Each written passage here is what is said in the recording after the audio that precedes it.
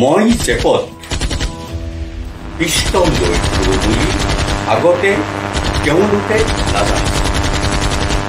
সিদিনা হঠাৎ মই যেতিয়া শত্ৰুৰ দুৰ্গত বন্দী, তেওঁলোকে পঢ়িলে খবৰ মানুহৰ মুখে মুখে হিচ হিচ বতাহত বাগৰি যোৱা গোপন ইস্তাহাৰখনত পঠিত হ'ল সামন্তৰ ভঁৰালৰ ধান কাঢ়িবলৈ যোৱা মই এটা ডকাইত।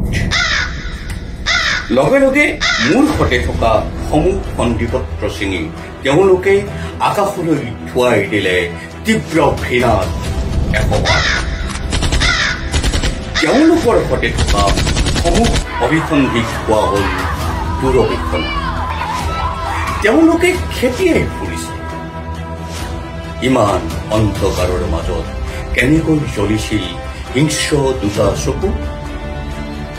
মোৰ চকুলৈ চাবলৈও আজিকালি তেওঁলোকৰ ভয় জানোচা হিংসাৰ কাঁইতে উদং কৰি থয়।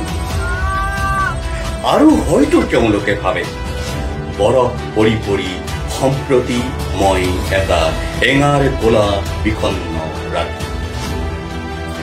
আৰু মোৰ বিষয়ে অতবৰ সন্দেহৰ আচৰি যুগুতোৱা সকলক মই কওঁ, মইতো দিগন্তত দিশহৰা হৈ যোৱা অস্তগামী বেলি নহয় যে অন্ধকাৰৰ ওচৰত নত জানো হম। মই ৰাতিৰ অন্ধকাৰত সংগোপনে অথচ নিশ্চিত চলি থকা এটি দুখমুখা,